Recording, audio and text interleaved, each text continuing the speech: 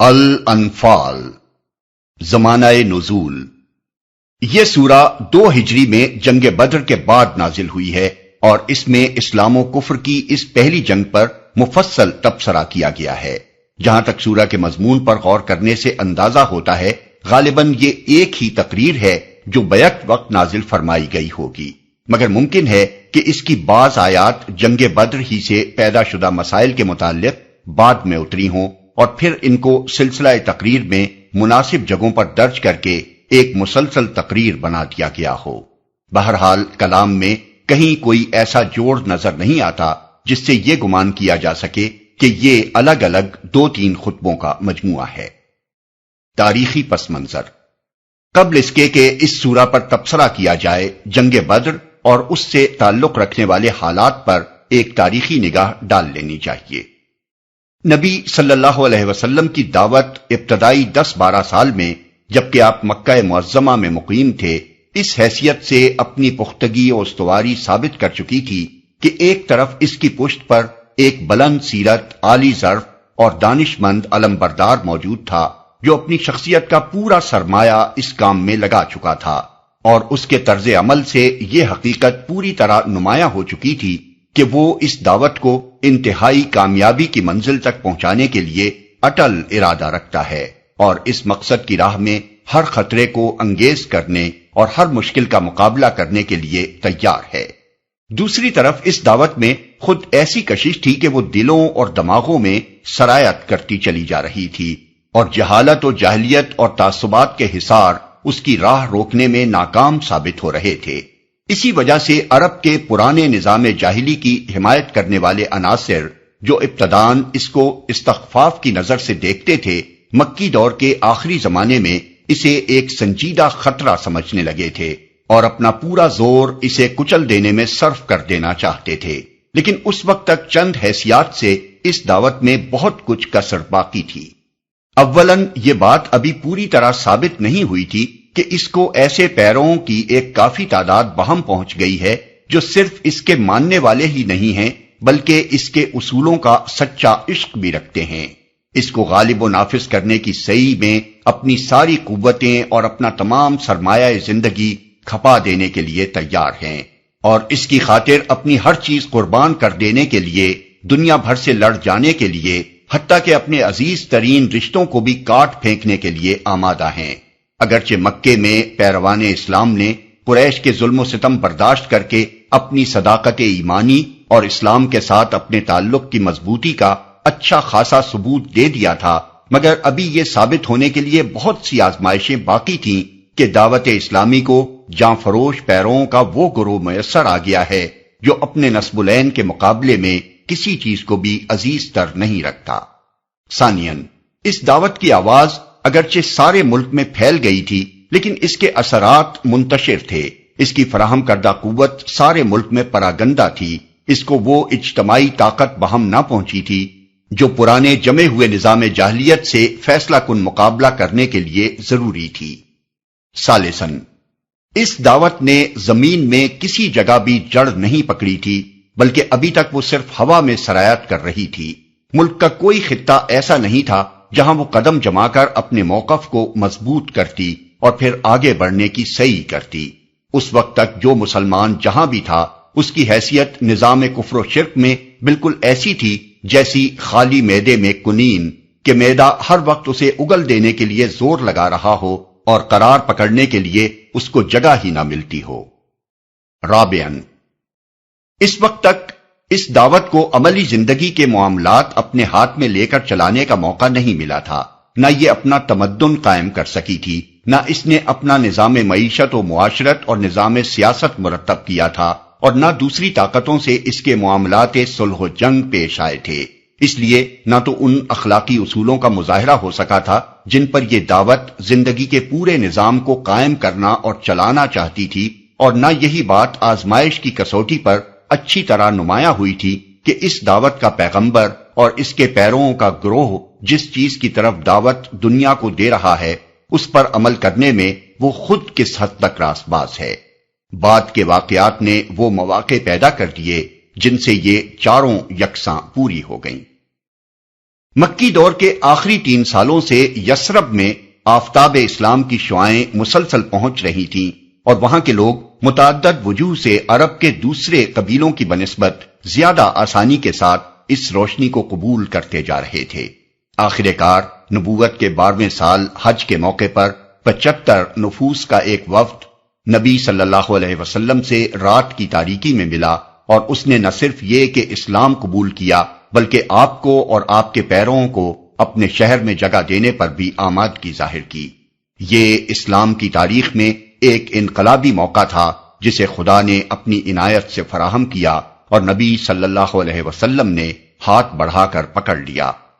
اہل یثرب نبی صلی اللہ علیہ وسلم کو محض ایک پناہ گزی کی حیثیت سے نہیں بلکہ خدا کے نائب اور اپنے امام و فرما روا کی حیثیت سے بلا رہے تھے، اور اسلام کے پیروں کو ان کا بلاوا اس لیے نہ تھا کہ وہ ایک اجنبی سرزمین میں محض مہاجر ہونے کے حیثیت سے جگہ پا لیں، بلکہ مقصد یہ تھا کہ عرب کے مختلف قبائل اور خطوں میں جو مسلمان منتشر ہیں وہ یثرب میں جمع ہو کر اور یثربی مسلمانوں کے ساتھ مل کر ایک منظم معاشرہ بنا لیں۔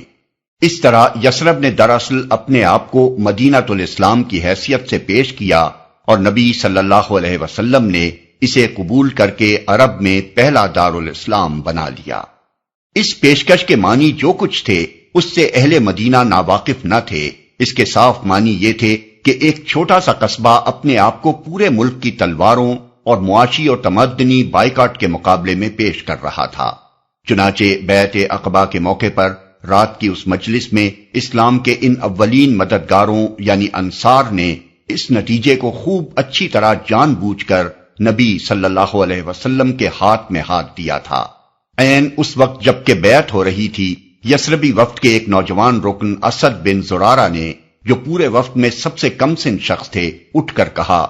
ٹھہرو اے اہل یثرب، ہم لوگ جو ان کے پاس آئے ہیں تو یہ سمجھتے ہوئے آئے ہیں کہ یہ اللہ کے رسول ہیں، اور آج انہیں یہاں سے نکال کر لے جانا تمام عرب سے دشمنی مول لینا ہے۔ اس کے نتیجے میں تمہارے نونہال قتل ہوں گے اور تلواریں تم پر برسیں گی، لہذا اگر تم اس کو برداشت کرنے کی طاقت اپنے اندر پاتے ہو تو ان کا ہاتھ پکڑو، اور اس کا اجر اللہ کے ذمے ہے، اور اگر تمہیں اپنی جانیں عزیز ہیں تو پھر چھوڑ دو اور صاف صاف عذر کر دو، کیونکہ اس وقت عذر کر دینا خدا کے نزدیک زیادہ قابل قبول ہو سکتا ہے۔ اسی بات کو وفد کے ایک دوسرے شخص عباس بن عبادہ بن نزلہ نے دہرایا، جانتے ہو اس شخص سے کس چیز پر بیعت کر رہے ہو؟ آوازیں ہاں جانتے ہیں، تم اس کے ہاتھ پر بیعت کر کے دنیا بھر سے لڑائی مول لے رہے ہو، پس اگر تمہارا خیال یہ ہو کہ جب تمہارے مال تباہی کے اور تمہارے اشراف ہلاکت کے خطرے میں پڑ جائیں تو تم اسے دشمنوں کے حوالے کر دو گے، تو بہتر ہے کہ آج ہی اسے چھوڑ دو، کیونکہ خدا کی قسم یہ دنیا اور آخرت کی رسوائی ہے۔ اور اگر تمہارا ارادہ یہ ہے کہ جو بلاوا تم اس شخص کو دے رہے ہو اس کو اپنے اموال کی تباہی اور اپنے اشراف کی ہلاکت کے باوجود نباہو گے، تو بے شک اس کا ہاتھ تھام لو کہ خدا کی قسم یہ دنیا اور آخرت کی بھلائی ہے۔ اس پر تمام وفد نے بالاتفاق کہا، ہم اسے لے کر اپنے اموال کو تباہی اور اپنے اشراف کو ہلاکت کے خطرے میں ڈالنے کے لیے تیار ہیں۔ تب وہ مشہور بیعت واقع ہوئی جسے تاریخ میں بیعت عقبہ ثانیہ کہتے ہیں۔ دوسری طرف اہل مکہ کے لیے یہ معاملہ جو معنی رکھتا تھا وہ بھی کسی سے پوشیدہ نہ تھا۔ دراصل اس طرح محمد صلی اللہ علیہ وسلم کو، جن کی زبردست شخصیت اور غیر معمولی قابلیتوں سے قریش کے لوگ واقف ہو چکے تھے، ایک ٹھکانہ میسر آ رہا تھا، اور ان کی قیادت اور رہنمائی میں پیروان اسلام، جن کی عزیمت و استقامت اور فدائیت کو بھی قریش ایک حد تک آزما چکے تھے، ایک منظم جتھے کی صورت میں مجتمع ہوئے جاتے تھے۔ یہ پرانے نظام کے لیے موت کا پیغام تھا۔ نیز مدینہ جیسے مقام پر مسلمانوں کی اس طاقت کے مجتمع ہونے سے قریش کو مزید خطرہ یہ تھا کہ یمن سے شام کی طرف جو تجارتی شاہراہ ساحل بحر احمر کے کنارے کنارے جاتی تھی، جس کے محفوظ رہنے پر قریش اور دوسرے بڑے بڑے مشرک قبائل کی معاشی زندگی کا انحصار تھا، وہ مسلمانوں کی زد میں آ جاتی تھی، اور اس شہرک پر ہاتھ ڈال کر مسلمان نظام جاہلی کی زندگی دشوار کر سکتے تھے۔ صرف اہل مکہ کی وہ تجارت جو اس شاہراہ کے بل پر چل رہی تھی 2.5 لاکھ اشرفی سالانہ تک پہنچتی تھی، طائف اور دوسرے مقامات کی تجارت اس کے ماں سوا تھی۔ قریش ان نتائج کو خوب سمجھتے تھے۔ جس رات بیعت عقبہ واقع ہوئی اسی رات اس معاملے کی بھنک اہل مکہ کے کانوں میں پڑی اور پڑتے ہی کھلبلی مچ گئی۔ پہلے تو انہوں نے اہل مدینہ کو نبی صلی اللہ علیہ وسلم سے توڑنے کی کوشش کی، پھر جب مسلمان ایک ایک دو دو کر کے مدینے کی طرف ہجرت کرنے لگے اور قریش کو یقین ہو گیا کہ اب محمد بھی وہاں منتقل ہو جائیں گے، تو وہ اس خطرے کو روکنے کے لیے آخری چارہ کار اختیار کرنے پر آمادہ ہو گئے۔ ہجرت نبوی سے چند ہی روز پہلے قریش کی مجلس شورا منعقد ہوئی، جس میں بڑی رد و کد کے بعد آخر کار یہ طے پا گیا کہ بنی ہاشم کے سوا تمام خانوادہ خائے قریش کا ایک ایک آدمی چھانٹا جائے اور یہ سب لوگ مل کر محمد صلی اللہ علیہ وسلم کو قتل کریں، تاکہ بنی ہاشم کے لیے تمام خاندانوں سے تنہا لڑنا مشکل ہو جائے اور وہ انتقام کی بجائے خون بہا قبول کرنے پر مجبور ہو جائیں۔ لیکن خدا کے فضل اور نبی صلی اللہ علیہ وسلم کے اعتماد اللہ اور حسن تدبیر سے ان کی یہ چال ناکام ہو گئی اور حضور بخیریت مدینہ پہنچ گئے۔ اس طرح جب قریش کو ہجرت کے روکنے میں ناکامی ہوئی تو انہوں نے مدینے کے سردار عبداللہ بن ابی کو، جسے ہجرت سے پہلے اہل مدینہ اپنا بادشاہ بنانے کی تیاری کر چکے تھے اور جس کی تمناؤں پر حضور کے مدینہ پہنچ جانے اور اوس و خزرج کی اکثریت کے مسلمان ہو جانے سے پانی پھر چکا تھا، خط لکھا کہ تم لوگوں نے ہمارے آدمی کو اپنے ہاں پناہ دی ہے، ہم خدا کی قسم کھاتے ہیں کہ یا تو تم خود اس سے لڑو یا اسے نکال دو، ورنہ ہم سب تم پر حملہ آور ہوں گے اور تمہارے مردوں کو قتل اور عورتوں کو لونڈیاں بنا لیں گے۔ عبداللہ بن ابی اس پر کچھ آمادہ شر ہوا، مگر نبی صلی اللہ علیہ وسلم نے بر وقت اس کے شر کی روک تھام کر دی۔ پھر سعد بن معاذ رئیس مدینہ عمرے کے لیے مکہ گئے۔ وہاں عین حرم کے دروازے پر ابو جہل نے ان کو ٹوک کر کہا، تم تو ہمارے دین کے مرتدوں کو پناہ دو اور ان کی امداد و اعانت کا دم بھرو اور ہم تمہیں اطمینان سے مکے میں طواف کرنے دیں۔ اگر تم امیہ بن خلف کے مہمان نہ ہوتے تو زندہ یہاں سے نہیں جا سکتے تھے۔ سعد نے جواب میں کہا، بخدا اگر تم نے مجھے اس چیز سے روکا تو میں تمہیں اس چیز سے روک دوں گا جو تمہارے لیے اس سے شدید تر ہے، یعنی مدینہ پر سے تمہاری راہ گزر۔ یہ گویا اہل مکہ کی طرف سے اس بات کا اعلان تھا کہ زیارت بیت اللہ کی راہ مسلمانوں پر بند ہے، اور اس کا جواب اہل مدینہ کی طرف سے یہ تھا کہ شامی تجارت کا راستہ مخالفین اسلام کے لیے پرخطر ہے،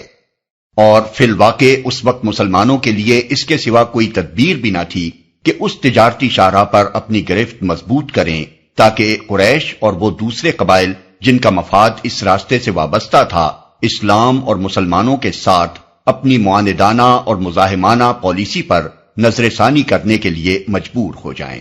چنانچہ مدینہ پہنچتے ہی نبی صلی اللہ علیہ وسلم نے نوخیز اسلامی سوسائٹی کے ابتدائی نظم و نسق اور اطراف مدینہ کی یہودی آبادیوں کے ساتھ معاملہ طے کرنے کے بعد سب سے پہلے جس چیز پر توجہ منعطف فرمائی وہ اسی شاہراہ کا مسئلہ تھا۔ اس مسئلے میں حضور نے دو اہم تدبیریں اختیار کیں۔ ایک یہ کہ مدینہ اور ساحل بحر احمر کے درمیان اس شاہراہ سے متصل جو قبائل آباد تھے ان کے ساتھ گفت و شنید شروع کی، تاکہ وہ حلیفانہ اتحاد یا کم از کم نا طرفداری کے معاہدے کر لیں۔ چنانچہ اس میں آپ کو پوری کامیابی ہوئی۔ سب سے پہلے جوہینا سے، جو ساحل کے قریب پہاڑی علاقے میں ایک اہم قبیلہ تھا، معاہدہ نا طرفداری طے ہوا۔ پھر 1 ہجری کے آخر میں بنی زمرہ سے، جن کا علاقہ یمبو اور ذوالشیرہ سے متصل تھا، دفاعی معاونت یعنی ڈیفینسو الائنس کی قرارداد ہوئی۔ پھر 2 ہجری کے وسط میں بنی مدلج بھی اس قرارداد میں شریک ہو گئے، کیونکہ وہ بنی زمرہ کے ہمسائے اور حلیف تھے۔ مزید برآں تبلیغ اسلام نے ان قبائل میں اسلام کے حامیوں اور پیروں کا بھی ایک اچھا خاصا عنصر پیدا کر دیا۔ دوسری تدبیر آپ نے یہ اختیار کی کہ قریش کے قافلوں کو دھمکی دینے کے لیے اس شاہراہ پر پہم چھوٹے چھوٹے دستے بھیجنے شروع کیے۔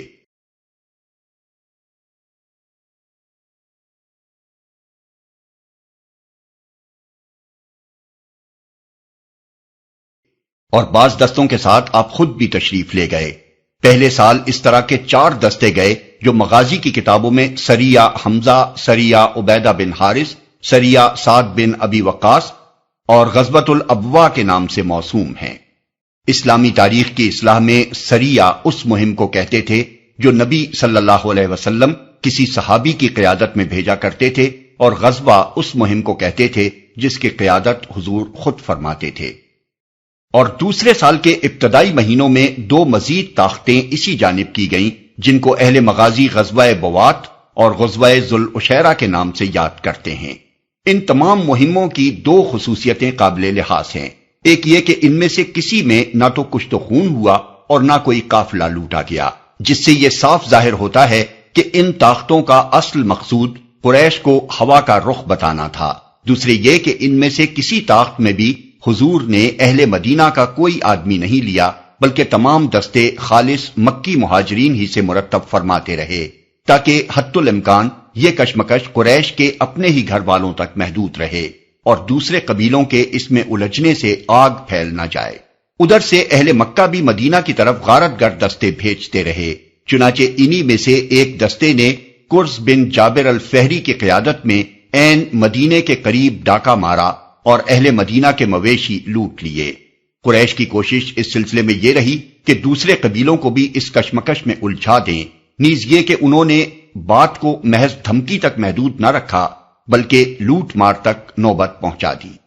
حالات یہاں تک پہنچ چکے تھے کہ شعبان 2 ہجری فروری یا مارچ 623 عیسوی میں قریش کا ایک بہت بڑا قافلہ جس کے ساتھ تقریباً 50,000 اشرفی کا مال تھا اور 30-40 سے زیادہ محافظ نہ تھے، شام سے مکے کی طرف پلٹتے ہوئے اس علاقے میں پہنچا جو مدینے کی زد میں تھا۔ چونکہ مال زیادہ تھا، محافظ کم تھے اور سابق حالات کی بنا پر خطرہ قوی تھا کہ کہیں مسلمانوں کا کوئی طاقتور دستہ اس پر چھاپا نہ مار دے، اس لیے سردار قافلہ ابو سفیان نے اس پرخطر علاقے میں پہنچتے ہی ایک آدمی کو مکے کی طرف دوڑا دیا تاکہ وہاں سے مدد لے آئے۔ اس شخص نے مکہ پہنچتے ہی عرب کے قدیم قاعدے کے مطابق اپنے اونٹ کے کان کاٹے، اس کی ناک چیر دی، کجاوے کو الٹ کر رکھ دیا اور اپنا قمیص آگے پیچھے سے پھاڑ کر شور مچانا شروع کر دیا کہ قریش والو، اپنے قافلہ تجارت کی خبر لو، تمہارے مال جو ابو سفیان کے ساتھ ہیں، محمد اپنے آدمی لے کر ان کے درپے ہو گیا ہے، مجھے امید نہیں کہ تم انہیں پا سکو گے، دوڑو دوڑو مدد کے لیے۔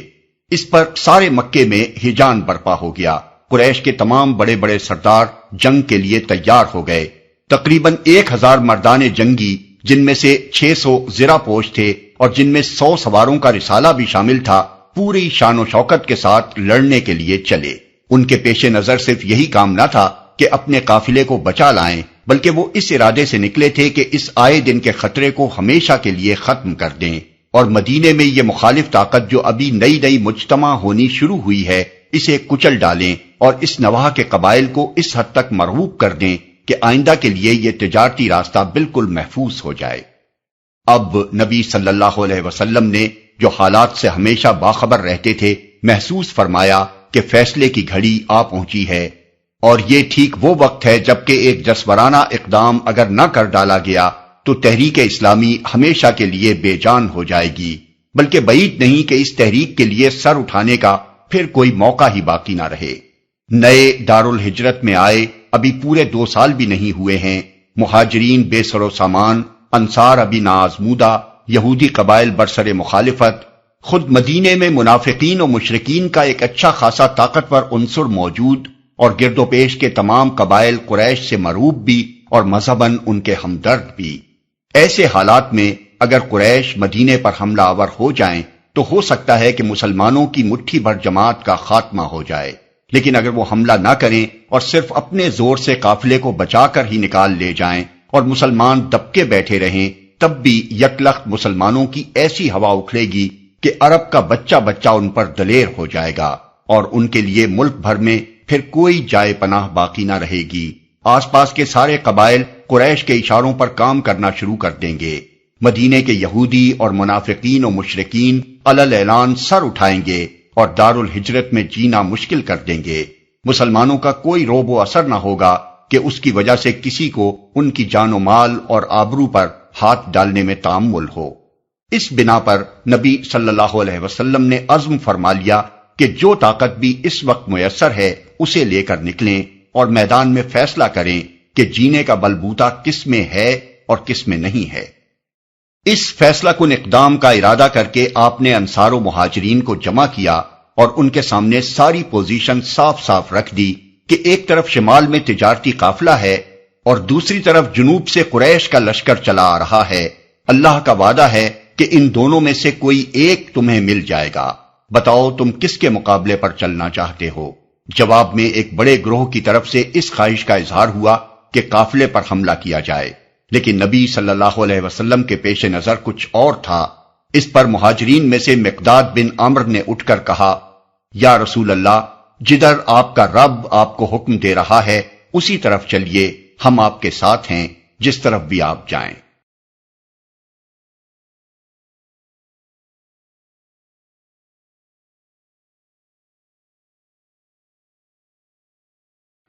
ہم بنی اسرائیل کی طرح یہ کہنے والے نہیں ہیں کہ جاؤ تم اور تمہارا خدا دونوں لڑیں، ہم تو یہاں بیٹھے ہیں۔ نہیں، ہم کہتے ہیں کہ چلیے آپ اور آپ کا خدا دونوں لڑیں اور ہم آپ کے ساتھ جانیں لڑائیں گے جب تک کہ ہم میں سے ایک آنکھ بھی گردش کر رہی ہے۔ مگر لڑائی کا فیصلہ انصار کی رائے معلوم کیے بغیر نہیں کیا جا سکتا تھا، کیونکہ ابھی تک فوجی اقدامات میں ان سے کوئی مدد نہیں لی گئی تھی اور ان کے لیے یہ آزمائش کا پہلا موقع تھا کہ اسلام کی حمایت کا جو عہد انہوں نے اول روز کیا تھا اسے وہ کہاں تک نبھانے کے لیے تیار ہیں۔ اس لیے حضور نے براہ راست ان کو مخاطب کیے بغیر پھر اپنا سوال دہرایا۔ اس پر سعد بن معاذ اٹھے، انہوں نے عرض کیا، شاید حضور کا روح سخن ہماری طرف ہے۔ فرمایا، ہاں۔ انہوں نے کہا، ہم آپ پر ایمان لائے ہیں، آپ کی تصدیق کر چکے ہیں کہ آپ جو کچھ لائے ہیں وہ حق ہے اور آپ سے سمع و طاعت کا پختہ عہد باندھ چکے ہیں۔ پس اے اللہ کے رسول، جو کچھ آپ نے ارادہ فرما لیا ہے اسے کر گزریے، قسم ہے اس ذات کی جس نے آپ کو حق کے ساتھ بھیجا ہے۔ اگر آپ ہمیں لے کر سامنے سمندر پر جا پہنچے اور اس میں اتر جائیں تو ہم آپ کے ساتھ کودیں گے اور ہم میں سے ایک بھی پیچھے نہ رہے گا۔ ہم کو یہ ہرگز ناگوار نہیں ہے کہ آپ کل ہمیں لے کر دشمن سے جا بھیڑیں۔ ہم جنگ میں ثابت قدم رہیں گے، مقابلے میں سچی جانثاری دکھائیں گے، اور بعید نہیں کہ اللہ آپ کو ہم سے وہ کچھ دکھوا دے جسے دیکھ کر آپ کی آنکھیں ٹھنڈی ہو جائیں۔ پس اللہ کی برکت کے بھروسے پر آپ ہمیں لے چلیں۔ ان تقریروں کے بعد فیصلہ ہو گیا کہ قافلے کی بجائے لشکر قریش ہی کے مقابلے پر چلنا چاہیے، لیکن یہ فیصلہ کوئی معمولی فیصلہ نہ تھا۔ جو لوگ اس تنگ وقت میں لڑائی کے لیے اٹھے تھے ان کی تعداد 300 سے کچھ زائد تھی۔ 86 مہاجر، 61 قبیلہ اوس کے اور 170 قبیلہ خزرج کے، جن میں صرف 2-3 کے پاس گھوڑے تھے اور باقی آدمیوں کے لیے 70 اونٹوں سے زیادہ نہ تھے، جن پر 3-3 4-4 اشخاص باری باری سے سوار ہوتے تھے۔ سامان جنگ بھی بالکل ناکافی تھا، صرف 60 آدمیوں کے پاس زرہیں تھیں، اسی لیے چند سرفروش فدائیوں کے سوا اکثر آدمی جو اس خطرناک مہم میں شریک تھے دلوں میں سہم رہے تھے اور انہیں ایسا محسوس ہوتا تھا کہ جانتے بوجھتے موت کے منہ میں جا رہے ہیں۔ مصلحت پرست لوگ جو اگرچہ دائرہ اسلام میں داخل ہو چکے تھے مگر ایسے ایمان کے قائل نہ تھے جس میں جان و مال کا زیاں ہو، اس مہم کو دیوانگی سے تعبیر کر رہے تھے، اور ان کا خیال تھا کہ دینی جذبے نے ان لوگوں کو پاگل بنا دیا ہے۔ مگر نبی اور مومنین صادقین یہ سمجھ چکے تھے کہ یہ وقت جان کی بازی لگانے ہی کا ہے، اس لیے اللہ کے بھروسے پر وہ نکل کھڑے ہوئے اور انہوں نے سیدھی جنوب مغرب کی راہ لی جدھر سے قریش کا لشکر آ رہا تھا۔ حالانکہ اگر ابتدا میں قافلے کو لوٹنا مقصود ہوتا تو شمال مغرب کی راہ لی جاتی۔ یہاں یہ بات قابل ذکر ہے کہ جنگ بدر کے بیان میں تاریخ و سیرت کے مصنفین نے ان روایات پر اعتماد کر لیا ہے جو حدیث اور مغازی کی کتابوں میں وارد ہوئی ہیں، لیکن ان روایات کا بڑا حصہ قرآن کے خلاف ہے اور قابل اعتماد نہیں ہے۔ محض ایمان ہی کی بنا پر ہم جنگ بدر کے متعلق قرآن کے بیان کو سب سے زیادہ معتبر سمجھنے پر مجبور نہیں ہیں، بلکہ تاریخی حیثیت سے بھی آج اس جنگ کے متعلق اگر کوئی معتبر ترین بیان موجود ہے تو وہ یہی سورہ انفال ہے، کیونکہ یہ لڑائی کے بعد ہی متصلاً نازل ہوئی تھی اور خود شرکائے جنگ اور مخالف و موافق سب نے اس کو سنا اور پڑھا تھا۔ معاذ اللہ اس میں کوئی ایک بات بھی خلاف واقعہ ہوتی تو ہزاروں زبانیں اس کی تردید کر ڈالتی۔ 17 رمضان کو بدر کے مقام پر فریقین کا مقابلہ ہوا، جس وقت دونوں لشکر ایک دوسرے کے مقابل ہوئے اور نبی صلی اللہ علیہ وسلم نے دیکھا کہ 3 کافروں کے مقابلے میں ایک مسلمان ہے اور وہ بھی پوری طرح مسلح نہیں ہے، تو خدا کے آگے دعا کے لیے ہاتھ پھیلا دیے اور انتہائی خضوع و تضرع کے ساتھ عرض کرنا شروع کیا، خدایا یہ ہیں قریش اپنے سامان غرور کے ساتھ آئے ہیں تاکہ تیرے رسول کو جھوٹا ثابت کریں، خداوندا بس اب آ جائے تیری وہ مدد جس کا تو نے مجھ سے وعدہ کیا تھا، اے خدا اگر آج یہ مٹھی بھر جماعت ہلاک ہو گئی تو روئے زمین پر پھر تیری عبادت نہ ہوگی۔ اس معرکہ کارزار میں سب سے زیادہ سخت امتحان مہاجرین مکہ کا تھا، جن کے اپنے بھائی بند سامنے سفارا تھے، کسی کا باپ، کسی کا بیٹا، کسی کا چچا، کسی کا ماموں، کسی کا بھائی اس کی اپنی تلوار کی زد میں آ رہا تھا اور اپنے ہاتھوں اپنے جگر کے ٹکڑے کاٹنے پڑ رہے تھے۔ اس کڑی آزمائش سے صرف وہی لوگ گزر سکتے تھے جنہوں نے پوری سنجیدگی کے ساتھ حق سے رشتہ جوڑا ہو اور جو باطل کے ساتھ سارے رشتے قطع کر ڈالنے پر تل گئے ہوں۔ اور انصار کا امتحان بھی کچھ کم سخت نہ تھا۔ اب تک تو انہوں نے عرب کے طاقتور ترین قبیلے قریش اور اس کے حلیف قبائل کی دشمنی صرف اسی حد تک مول لی تھی کہ ان کے الرغم مسلمانوں کو اپنے ہاں پناہ دے دی تھی، لیکن اب تو وہ اسلام کی حمایت میں ان کے خلاف لڑنے بھی جا رہے تھے، جس کے معنی یہ تھے کہ ایک چھوٹی سی بستی جس کی آبادی چند ہزار نفوس سے زیادہ نہیں ہے، سارے ملک عرب سے لڑائی مول لے رہی ہے۔ یہ جسارت صرف وہی لوگ کر سکتے تھے جو کسی صداقت پر ایسا ایمان لے آئے ہوں کہ اس کی خاطر اپنے ذاتی مفاد کی انہیں ذرہ برابر پرواہ نہ رہی ہو۔ آخر کار ان لوگوں کی صداقت ایمانی خدا کی طرف سے نصرت کا انعام حاصل کرنے میں کامیاب ہو گئی، اور قریش اپنے سارے غرور طاقت کے باوجود ان بے سر و سامان فدائیوں کے ہاتھوں شکست کھا گئے۔ ان کے 70 آدمی مارے گئے، 70 قید ہوئے اور ان کا سر و سامان غنیمت میں مسلمانوں کے ہاتھ آیا۔ قریش کے بڑے بڑے سردار جو ان کے گلہائے سر سبد اور اسلام کی مخالف تحریک کے روح رواں تھے، اس مارکے میں ختم ہو گئے، اور اس فیصلہ کن فتح نے عرب میں اسلام کو ایک قابل لحاظ طاقت بنا دیا۔ جیسا کہ ایک مغربی محقق نے لکھا ہے، بدر سے پہلے اسلام محض ایک مذہب اور ریاست تھا، مگر بدر کے بعد وہ مذہب ریاست بلکہ خود ریاست بن گیا۔ مباحث: یہ ہے وہ عظیم الشان مارکہ جس پر قرآن کی اس سورہ میں تبصرہ کیا گیا ہے، مگر اس تبصرے کا انداز تمام ان تبصروں سے مختلف ہے جو دنیاوی بادشاہ اپنی فوج کی فتح یابی کے بعد کیا کرتے ہیں۔ اس میں سب سے پہلے ان خامیوں کی نشاندہی کی گئی ہے جو اخلاقی حیثیت سے ابھی مسلمانوں میں باقی تھیں، تاکہ آئندہ اپنی مزید تکمیل کے لیے سعی کریں۔ پھر ان کو بتایا گیا کہ اس فتح میں تائید الہی کا کتنا بڑا حصہ تھا، تاکہ وہ اپنی جرأت و شہامت پر نہ پھولیں بلکہ خدا پر توکل اور خدا و رسول کی اطاعت کا سبق لیں۔ پھر اس اخلاقی مقصد کو واضح کیا گیا ہے جس کے لیے مسلمانوں کو یہ مارکہ حق و باطل برپا کرنا ہے، اور ان اخلاقی صفات کی توضیح کی گئی ہے جن سے اس مارکے میں انہیں کامیابی حاصل ہو سکتی ہے۔ پھر مشرکین اور منافقین اور یہود اور ان لوگوں کو جو جنگ میں قید ہو کر آئے تھے نہایت سبق آموز انداز میں خطاب کیا گیا ہے۔ پھر ان اموال کے متعلق جو جنگ میں ہاتھ آئے تھے مسلمانوں کو ہدایت کی گئی ہے کہ انہیں اپنا مال نہ سمجھیں بلکہ خدا کا مال سمجھیں، جو کچھ اللہ اس میں سے ان کا حصہ مقرر کرے اسے شکریہ کے ساتھ قبول کر لیں، اور جو حصہ اللہ اپنے کام اور اپنے غریب بندوں کی امداد کے لیے مقرر کرے اس کو بارضا و رغبت گوارا کر لیں۔ پھر قانون جنگ و صلح کے متعلق وہ اخلاقی ہدایات دی گئی ہیں جن کی توضیح اس مرحلے میں دعوت اسلامی کے داخل ہو جانے کے بعد ضروری تھی، تاکہ مسلمان اپنی صلح و جنگ میں جاہلیت کے طریقوں سے بچیں اور دنیا پر ان کی اخلاقی برتری قائم ہو، اور دنیا کو معلوم ہو جائے کہ اسلام اول روز سے اخلاق پر عملی زندگی کی بنیاد رکھنے کی جو دعوت دے رہا ہے اس کی تعبیر واقعی عملی زندگی میں کیا ہے۔ پھر اسلامی ریاست کے دستوری قانون کی بعض دفعات بیان کی گئی ہیں جن سے دارالاسلام کے مسلمان باشندوں کی آئینی حیثیت ان مسلمانوں سے الگ کر دی گئی ہے جو دارالاسلام کے حدود سے باہر رہتے ہوں۔